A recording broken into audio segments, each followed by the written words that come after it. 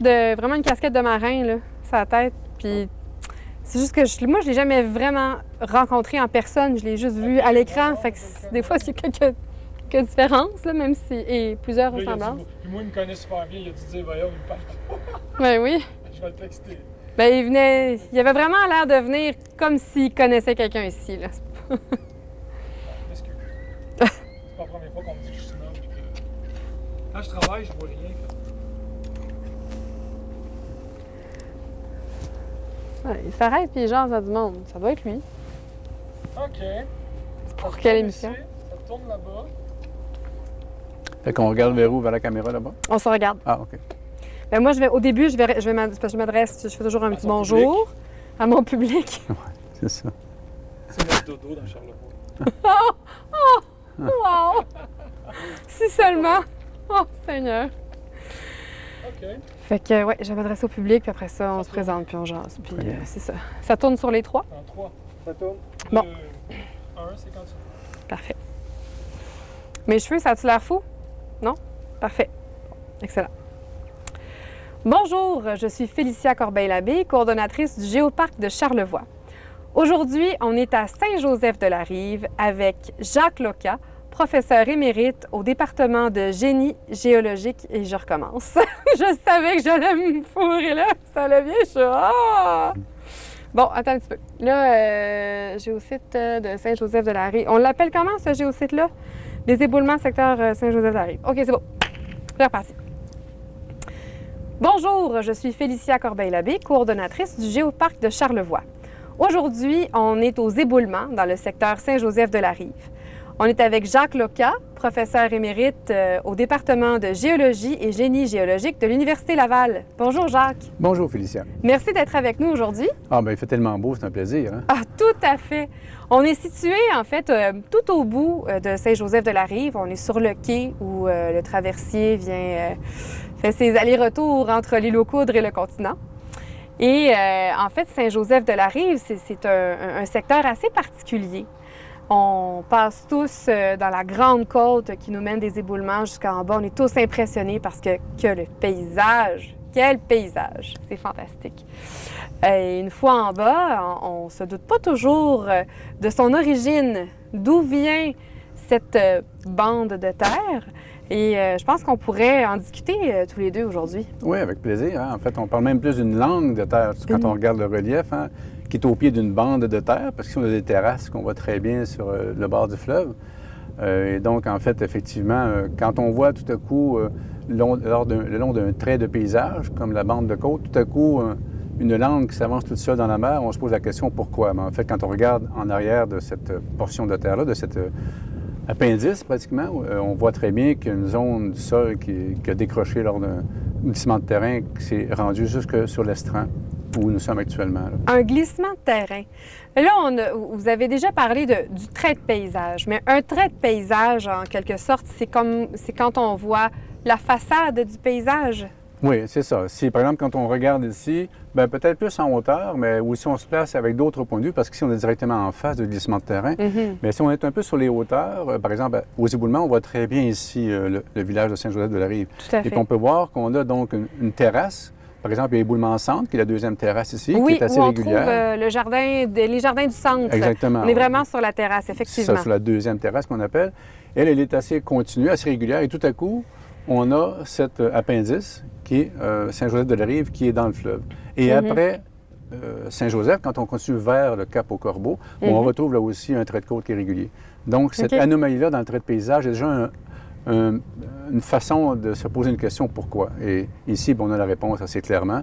C'est un glissement de terrain qui se serait produit ou causé par le fameux séisme du 5 février 1663. Là. 1663, alors ça fait vraiment un bail.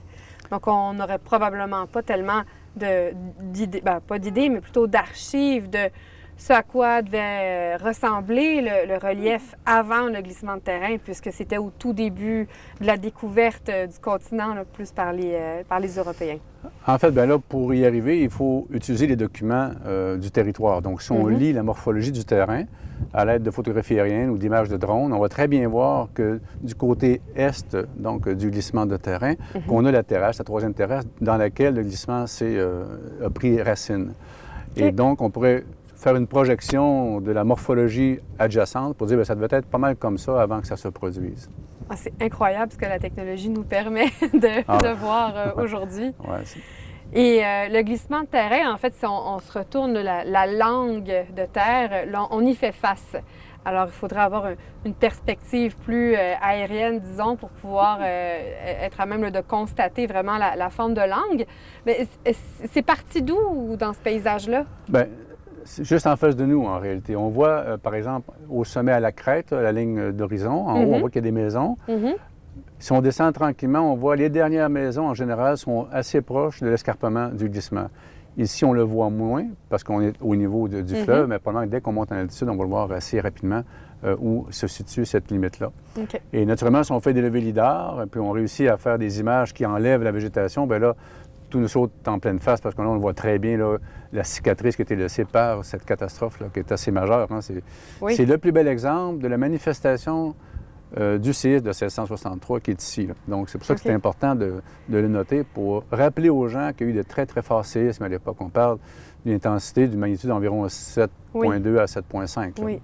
Puis ici, on met en contexte la sismicité de la région, mais on peut parler du réseau de failles qui compose la faille du Saint-Laurent, qui est encore active. Et donc, on a une bonne sismicité qui vient là, de... En fait, tout le long de la faille du Saint-Laurent, jusque quasiment à Québec et même plus vers l'ouest. Donc, la faille du Saint-Laurent et son complexe de failles secondaires sont des failles le long desquelles on retrouve l'activité sismique, même chose du côté du Saguenay et aussi de la rivière des Outaouais.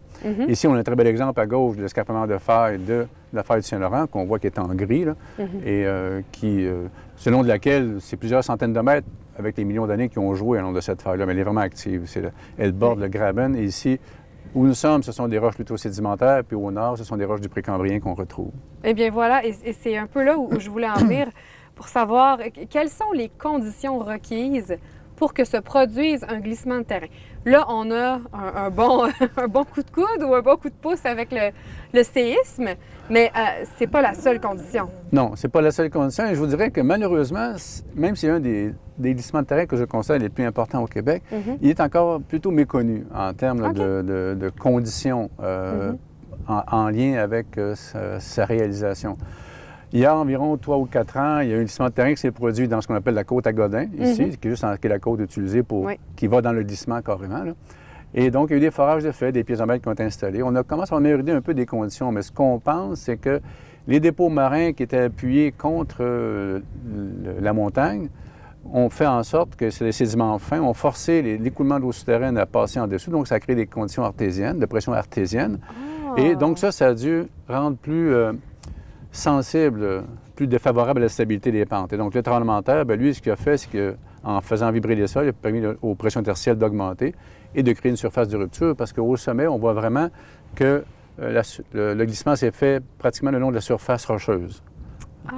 Donc, c'est pour ça qu'on pense que c'est probablement un mélange des deux. Les conditions hydrogéologiques, stratigraphiques, et le tremblement de terre est juste venu exacerber ce danger-là. Et on retrouve entre ici, en face de nous, et la Grande Côte, on retrouve 3 autres glissements de terrain, encore une fois, qui ont été mis en évidence par les levées lidar. Et on en a trouvé un 4e, un tout nouveau, qu'on appelle le glissement de la faille, qui est plutôt, lui, à l'ouest, là, qui commence où la faille apparaît là et qui va un peu vers l'ouest. Donc, on voit que cette terrasse-là a été fortement sollicitée en 1663. Puis ici, on fait un rappel... Faisons un rappel aussi du contexte de base, du contexte géologique de base. On a tout d'abord sur le continent, eh bien, toute la formation géologique du bouclier canadien, donc des roches précambriennes qui sont vraiment anciennes. On parle d'environ 1 milliard d'années. Puis plus on va vers le nord du Québec, plus on va vers le 3 à 4 milliards d'années. C'est ça, oui. Mais c'est pas la seule formation géologique. Non, pas du tout. Pas du tout. Et en fait, la faille du Saint-Laurent est la frontière entre les roches précambriennes, donc du Grenville, qu'on retrouve ici, et les roches des basses-terres du Saint-Laurent, qui sont des calcaires ou des shales, qu'on retrouve en lambeaux le long de la côte ici, et qu'on voit très bien jusqu'à la Malbaie, puis on en voit ici, puis on en voit aussi en remontant, ou encore, si vous allez le long sur la 362 près de Baie-Saint-Paul, où il y a un belvédère pour regarder ce qu'il y a devant vous. Si vous tournez le dos, bien, c'est des calcaires qui sont en arrière de vous. Donc, la faille du Saint-Laurent, elle n'est pas loin dans ce coin-là. Là. Oui. Donc, ça, c'est... Ensuite, bien, donc, les lambeaux calcaires, ce sont des roches ordoviciennes.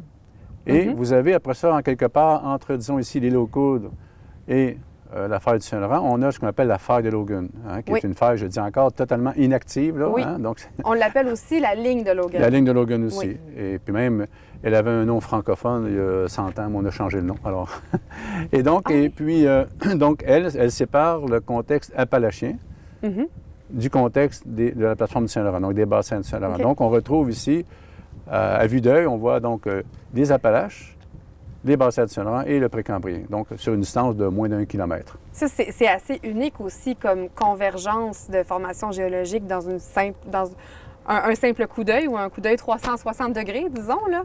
Oui, aussi rapproché. Bien, dès qu'on parle de Québec, il y a peut-être Québec qui s'y rapproche un petit peu, mais je parle où est le promontoire de Québec, là. Oui, oui, tout parce à fait. qu'il lui aussi est conçu de roches appalachiennes. Et la faille de Logan longe le côté nord du promontoire. Donc, mais c'est la même ligne de Logan, si on veut, qui continue jusqu'ici, même encore plus loin dans l'estuaire du Saint-Laurent. Alors, c'est vraiment unique d'avoir ça aussi rapproché, ces trois genres de provinces géologiques que l'on appelle. Bien oui, tout à fait. Là, j'ai oublié mon idée, mais ça va me revenir. Ça, c'est la merveille du montage. C'était... Oui? Et... peux-tu voir? Reste bien avec nous, Félicia? Oui. Ouais, c'est ça, tourne-toi encore un peu. Ouais, c'est ça. Oui, j'ai tendance à me revirer, hein, excusez. Alors, je pense que lorsque vous venez dans le village de Saint-Joseph-de-la-Rive, les gens devraient remarquer que de part et d'autre de la route d'accès, on voit qu'il y a plein de merlons, de petites collines un peu irrégulières. En fait, vous êtes dans les débris du glissement de terrain. C'est pas plat, c'est plein de débris. C'est un relief qui est irrégulier, qui a été en partie érodé par le fleuve. À présent, il y a tellement d'érosion qu'ils ont mis des enrochements pour réduire les phénomènes d'érosion. Et il faut rappeler que avant donc, le séisme de 1763, il n'y a personne qui habitait sur le trait de côte ici. Ben non. Et la formation du glissement de terrain a fait en sorte que là, les gens se sont dit, hey, mais dans le fond, là, c'est plat. Alors, on va s'installer. En plus, on est plus proche des îles aux Coudres.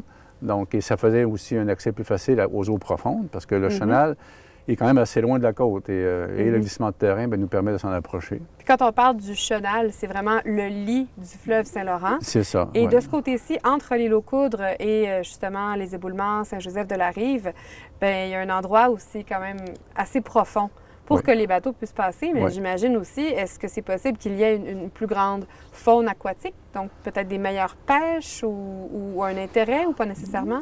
Je ne sais pas si je ne suis pas biologiste. Hein? J'aime bien la pêche, là, mais c'est pas ces poissons-là que j'attrape. mais disons là, que je vous dirais que en 2011, on a fait ma dernière excursion sonographique. On a fait ici du Saguenay jusqu'à Québec. Puis on est allé faire un tour dans le chenal sud de l'île aux Coudres. Et c'est le seul endroit où j'ai vu des marsouins. D'ailleurs, il a fallu qu'on le déclare, c'était déclaration obligatoire. Oui. Il y a une petite famille de marsouins qu'on voyait là. Et quand vous parlez de marsouins, parlez-vous de marsouins ou de belugas? belugas? De belugas, Oui. Ben oui, parce qu'on sait que finalement, les gens de l'île qui ont beaucoup pêché, chassé le marsouin, qui se faisait appeler comme ça dans le temps, on parle du beluga en tant qu'espèce, mais et encore aujourd'hui, les gens de l'île se font appeler les marsouins. Moi, j'ai adoré les films de Perrault, donc on ne parlait que des marsouins. Hein, dans son dernier film où il refait la pêche au beluga. Là. Et j'ai eu la chance, d'ailleurs, en passant, de regarder ce film-là. Un des films, tout à coup, sa caméra fait un balayage sur la côte de Charlevoix. Et j'étais impressionné de voir le fait que, ça, c'est dans les années 50, 55 que c'était tourné, il n'y avait pas d'arbres. Il faut se rappeler qu'on a bûché toute la pinède. C'est plein de pins ici qui ont été bûchés 100 ans avant pour les différents bateaux, mais ça ne repousse pas tout de suite un gros pin. Hein. Non. Et ça veut donc dire qu'il y a eu beaucoup d'érosion des terres, parce que dans Charlevoix, c'est un problème, l'érosion. Mais c'est un peu hallucinant de voir là, cette image-là du paysage de Charlevoix. Là. Une chance que ça a repoussé depuis ce temps-là, parce que c'était pas très beau à voir, je pense. Là. Ah, mais ça serait intéressant, effectivement. Et puis, donc, le glissement de terrain de 1663 a été la prémisse de l'installation humaine, de l'occupation humaine du territoire ici à Saint-Joseph-de-la-Rive. Comme je disais, c'est parce que c'était plat. Hein? Ensuite, donc, c'était plus facile pour avoir des bateaux, on était plus proche du niveau de l'eau. Dans Charlevoix, il y a beaucoup de villages qui sont surtout sur les sommets parce que, mis à part la vallée de la Rivière-du-Gouffre et de la Rivière-Malbaie, des terrains plats, il n'y en a pas beaucoup. Et ce qui fait en sorte que l'agriculture est très limitée dans la région. En altitude, c'est plus de l'élevage, les gens ont fait. Là. Oui, tout à fait. Puis, il y a un mot tout à l'heure que vous avez mentionné et qui me revient maintenant. Vous avez parlé souvent de lever lidar. Un lever lidar en jargon, géologie, géographie, on se comprend, mais si on veut l'expliquer, c'est quoi que ça mange en hiver? Ben, un levier lidar, en fait, c'est comme si on transportait dans les airs un appareil qui émet des signaux. Mhm. Imaginons que c'est une lumière, mais si elle est invisible à nos yeux, mais c'est comme une sorte de lumière qu'on émet. Et donc, ça émet donc des ondes qui vont au sol, parce que ça part des airs. Et donc, il y a le retour du signal qui se fait au détecteur qui est à côté de l'émetteur. Et connaissant la vitesse de l'onde et le temps que ça prend pour faire le trajet, puis on peut calculer la distance, hein, V égale ST. Donc, c'est assez... S sur T, pardon. Ça va mieux comme ça. Et donc, on peut calculer la distance. Et à ce moment-là, bien, avec des filtres pour enlever les arrivages trop rapides, parce que s'il y a des arbres, bien, on va recevoir un signal rapide, mais celui qui arrive le plus en retard ou le plus tard, c'est probablement le sol. Et, donc, et avec ça, donc, on fait la cartographie de tout le territoire. Et on a environ une dizaine... Ici, par exemple, dans le levier lidar que nous avons fait en 2010, on avait à peu près l'équivalent de 10 points de mesure par mètre carré. OK. Et là-dessus, on était à peu près certain que où il y avait de la végétation, qu'on avait au moins 3 ou 4 qui se rendaient au sol. Et avec ça, bien, ça nous donne une précision sur la morphologie, parce que l'on fait après, bien, on passe, comme on dit, la tronçonneuse et qu'on enlève les arbres artificiellement, ce qui fait qu'on retrouve juste la morphologie géologique, si on peut dire, le terroir, le territoire. Et donc, ça met en relief toute la morphologie fine là, du territoire qui nous entoure. Là. Ça donne vraiment un coup d'œil sur ce qu'on voit, mais à nu. À nu, c'est ça, exactement. Et puis, le lidar, est-ce qu'on pourrait faire une comparaison avec un sonar? Le sonar, c'est avec le son, mais toujours une onde qui va reproduire, c'est ça. Mais le lidar, c'est avec une onde lumineuse. Ben non, elle n'est pas lumineuse. Non. J'ai pris comme une lumière parce que oui, OK. on prend le même exemple pour les sonars aussi. Hein, OK. Et donc, les sonars, effectivement, à présent, on a aussi, même un petit peu avant les lidars, on avait ce qu'on appelle des sonars multifaisceaux. OK. Qui faisaient le même genre de travail, mais sur l'eau, ce qui fait qu'on a, depuis les années 90, 93, au Québec, accès à une morphologie sous-marine qui est aussi bonne que des photographies aériennes. C'est comme si on enlevait l'eau, là, ici. Et c'est pour ça qu'on vous dit, ici, au sud de l'île aux Coudes, bien, si on enlevait 20 mètres d'eau, il n'y aurait pas d'eau. Au sud de l'île aux Coudes, alors qu'on aurait une grande rivière qui longerait la côte nord du fleuve Saint-Laurent. C'est vraiment incroyable. Puis là, bien, on parle justement de ce qui se passe sous l'eau. Mais il y a des glissements de terrain qu'on voit, ou en tout cas dont on voit le résultat aujourd'hui. Mais est-ce qu'il y en a, des glissements de terrain sous-marins? Il y en a beaucoup. Et ici en fait. aussi? Ici aussi, oui, effectivement. Le long de la côte. Et les leviers lidar les mettent très bien en valeur. Okay. Il y en a ici. Le plus beau, il est un petit peu en dehors. Il est à Saint-Siméon. Okay. Mais par contre, entre ici et, disons, Tadoussac, il y en a toute une série. C'est fou, les grands glissements qu'on a sous l'eau. On ne sait pas encore, on n'a pas encore leur date. Certains pourraient aussi être associés à des glissements de terrain, mais comme je disais, ici, on a une rivière sous-marine qui passe devant nous, là, entre l'île aux Coudres et Saint-Joseph-de-la-Rive, et qui fait déjà 80-90 mètres de profondeur. Donc, il y a des glissements de terrain le long de la rivière sous-marine, comme on en retrouve le long des rivières subaériennes, si on peut dire. Oui. Au-dessus du niveau de la mer, oui. par exemple. Ah, mais c'est vraiment, c'est incroyable. Je suis... On comprend ça, là, mais bref, je suis vraiment très impressionnée. Je suis vraiment impressionnée par tout ce qu'on peut, connaître. Je pense que si jamais j'avais accès à l'imagerie sous-marine juste en face d'ici, pour les marins, ils savent que les courants sont très forts ici. Oui. Hein? On parle d'environ de 4 à 6 nœuds à peu près, donc c'est très fort pour des voiliers. En tout cas, il faut mettre le moteur en marche, sinon on n'avancera pas. Là. OK. Et donc, dans le fond ici du chenal, on retrouve des belles séries de dunes tout le long qui indiquent très bien que, comme dans le vent, dans le désert, bien, ici, le vent, le courant, si on veut, a créé des dunes qui sont assez magnifiques. Et on parle d'une dizaine de mètres de relief sur des amplitudes d'environ une centaine de mètres. Là. Et donc, souvent, comme je dis, si on enlève l'eau à bien des endroits, on ne se reconnaîtrait pas, parce que c'est pas du tout le même paysage que la partie terrestre. C'est ça. Mais ils sont reliés les deux quand même. On a-tu parlé de tout ce qu'on devait parler, là? C'est génial, j'adore. Qu'est-ce qu'on pourrait... Est-ce qu'il y a du danger? Est-ce qu'il y a encore du danger? Ah oui, ça serait une bonne idée. Bon, parfait. Donc, il y a vraiment plus que... Là, on est en 2023, ça veut dire 2003, ça faisait 400 ans, ça fait, bon, encore... Il y a plus de 400 ans, il y a eu ce grand... pas phénomène... Tremblement de terre, séisme? Oui, on va dire ça. Donc, il y a plus de 400 ans, il y a eu le grand séisme de 1663 qui a créé le glissement de terrain ici, et donc créer la langue de terre qui constitue Saint-Joseph-de-la-Rive. Mais est-ce qu'en ce moment, il y a encore du danger? Comment on considère les cicatrices de glissement de terrain?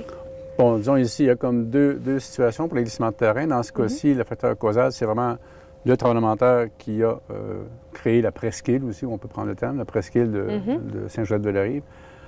Donc là, la question, donc si on parle de risque, là, on va regarder c'est quoi la probabilité qu'il y ait un séisme aussi important qui se produise dans un avenir, et si oui, dans combien de temps. OK. Donc, dans l'histoire géologique, on a... Non, l'histoire, pardon, pas géologique, mais historique. Donc, on a pris des carottes dans le fond du Saguenay, puis ailleurs. Des carottes? Des carottes de sédiments. C'est vrai que c'est le temps des récoltes des produits racines. Mais Oui, en fait, avec les cylindres. Oui, des Vous cylindres, c'est ça. Donc, introduisez on un prend des cylindre, échantillons dans le fond du fjord OK. du Saguenay, entre autres, avec mon collègue Guillaume Saint-Onge de l'UQAR Oui! et de l'ISMER, en réalité, à Mhm. présent. Donc, et dans ça, Guillaume a travaillé beaucoup en détaillé quelle était la lecture qu'on pouvait faire des carottes de sédiments, qui sont OK. comme les pages d'un livre. Ah oui? Et puis donc, la question s'était posée à savoir, dans l'enregistrement des anciens séismes, la paléosismicité, Mhm. c'était quoi l'intensité ou la magnitude des séismes? Et nous, on y va par l'épaisseur des sédiments, comme indicateur de l'importance d'un séisme. OK. Parce que quand il y a un tremblement de terre important, il y a des Il y a un sédiments. apport de C'est sédiments. ça, puis plus il est gros, on fait l'hypothèse que plus il y a de sédiments. OK. Alors OK. donc, environ, vers 7000 ans, on a des accumulations de 1 à 1 mètre, 1 mètre et demi. Mais en 1663, on a 15 mètres. Alors, la tendance, c'est quoi? Je ne sais pas, j'ose pas le dire, mais c'est très rare sur 7000 ans, comme vous voyez. Mhm. Mais on ne peut pas dire dans le futur. Des travaux de la Commission géologique du Canada ont montré qu'il y avait actuellement en résiduel dans la croûte terrestre, dans Charlevoix, jusqu'à cette île, l'équivalent pour un séisme d'environ 8,2. OK. Mais ça ne veut pas dire qu'il va se faire en une seule fois. Mais c'est l'énergie qui est actuellement dans la croûte terrestre, dans la région. Actuellement, plus on a de petits tremblements de terre, plus ça se dissipe, donc c'est une bonne chose. Mais Oui. il y a encore toujours quand même un résiduel. Mais OK. on calcule qu'actuellement, la probabilité d'un séisme de 7 à 7,5, c'est environ 1 sur une fois en 1250 ans à peu près. Ça, c'est causé par les tremblements de terre. Causé par l'érosion, mais c'est les cours d'eau. Ce qui fait que donc, autrement dit, pour avoir des glissements de terrain dans les terrasses, comme la terrasse numéro 2 et 3, Oui. là, Mhm. ça prendra un gros tremblement de terre. OK. Donc, ça Par contre, reprendra l'érosion un des bon, cours d'eau peut causer des bon glissements de terrain aussi, Oui, oui, ou tout long à de la fait. côte. Là, j'avais eu une idée, puis j'ai oublié. On a parlé des dangers. Voyons, c'était quoi mon... Ah oui, ben je voulais simplement peut-être... juste, ça pourrait être peut-être ajusté au montage à ce moment-là ou en voix off, peu importe, mais pour dire à propos... en fait, une carotte de sédiments, vous avez dit que c'était comme un peu comme les pages d'un livre. Ouais. Alors, en fait, c'est... Je vais recommencer. La je vais page 1 est attendre plus que- récente que la page 300. La page 1 qui est sur le dessus. Ouais. Oui, c'est ça. Même Mais c'est si- ça. Mais je vais recommencer parce qu'à cause de la OK. moto. Là. Ouais. Donc, c'est ça. Une carotte sédimentaire, on disait que c'était comme les pages d'un livre. Ouais. Parce que la page 1 se situe en haut Ou en haut. et la page 300, disons, C'est ça. est À en bas. C'est ça, oui. Et donc, dans les dépôts meubles, dans les sédiments marins, parce que, imaginez-vous un lac dans lequel il y a des apports de sédiments, mais ça sédimente tranquillement. Oui. Donc, les sédiments plus anciens sont plus profonds dans la colonne de sédiments. Mhm. Alors, quand on prend une carotte, et là, on peut regarder finement, voir qu'est-ce qu'elle nous raconte en termes, soit que des coquillages dedans, la salinité, la grosseur des particules. Oui. Puis, il y a des couches accumulées par accident, on appelle ça des sismites. Bon, donc, il y a différentes façons de lire ces couches-là. Et on peut faire la reconstitution paléogéographique un peu du secteur environnant le lac ou le fjord. Malheureusement, ici, comme je vous ai montré, c'est des dunes dans le fond. Puis j'étais avec mon copain Guillaume. Puis Guillaume, il dit, il faudrait bien qu'on essaie de dater les événements ici. Bien, je dis, Guillaume, ça ne sert à rien. Ici, on est dans un secteur d'érosion. C'est pas un secteur d'accumulation. C'est trop dynamique. C'est ça, il y a trop d'érosion. Là. La sédimentation, c'est tranquille. Il ne faut pas qu'il y ait trop de... Donc, à part des événements comme des coulées de boue, là. Mais ici, à cause de la vigueur du courant du Saint-Laurent, quand on prend des échantillons, on a tenté à plusieurs reprises dans le fond de l'estuaire ici, on ramasse du sable et du gravier, c'est tout. Oui, c'est ça. Ah, ben oui. Mais c'est sûr que c'est un... C'est quand on se met à... En fait, avec tous les outils dont on dispose aujourd'hui, avec les connaissances qu'on a acquises aussi au fil des centaines d'années d'études, ça nous donne vraiment envie d'aller explorer ce genre de données. Là. Je comprends que ça doit être un peu difficile. Par contre, ce qui est vraiment bien, c'est qu'avec tout ce qu'on a, tout ce qu'on peut comprendre de notre paysage, bien, je crois Puis vous me le direz, mais je crois que ça nous permet aussi de prendre des meilleures décisions pour l'occupation du territoire plus tard. Ah bien, absolument. En fait, les efforts de cartographie développés par le ministère de la Sécurité publique visent justement à protéger davantage les citoyens en définissant les zones exposées aux mouvements de terrain ou susceptibles à des mouvements de terrain. Et donc, quand il n'y a personne, bien, il va limiter le zonage. Et quand il y a des gens qui sont à risque, bien, il y a des programmes qui voient réduire le risque en mettant des remblais de protection contre l'érosion. On parle surtout dans les terrains argileux, là. Ou encore garder des distances par rapport à des crêtes. On veut toujours être sur le bord de la crête parce que le paysage est plus beau, mais dans certains endroits, on est mieux d'éviter d'être trop proche. Fait qu'on se garde des distances de retrait. Et c'est la recherche qui aide à déterminer c'est quoi la distance de retrait minimale qu'il faut avoir pour assurer la sécurité maximale. Bien, écoutez, je comprends que quand vous dites qu'on veut toujours être sur la crête, quand on a un paysage aussi magnifique que celui-là, là, c'est pas difficile à croire. Sûr. Absolument, oui, c'est vrai. Eh bien, Jacques Locas, merci beaucoup d'avoir été avec nous aujourd'hui. Ça a été extrêmement intéressant de comprendre toute la mise en place du paysage et de Saint-Joseph-de-la-Rive. Alors, merci. Et bien, on va se retrouver plus tard pour un autre géosite. Et j'ai encore manqué ma conclusion, mais on n'est pas obligé. Je vais juste finir ça comme ça. Alors, c'est ça. Bien, ça va-tu avoir l'air fou si je m'arrête pas? C'est mieux que je recommence la conclusion puis que j'arrête, hein? Que je fasse une mini-pause, parce que sinon, ça va avoir l'air un peu fou. Ouais, ça va être tough à couper celle-là. Ouais. Ouais, vraiment. On pourrait la refaire. On pourrait la refaire. OK.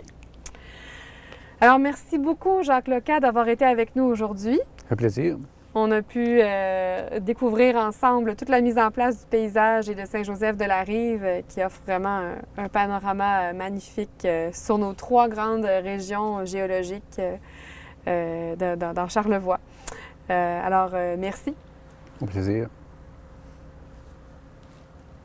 C'est bon?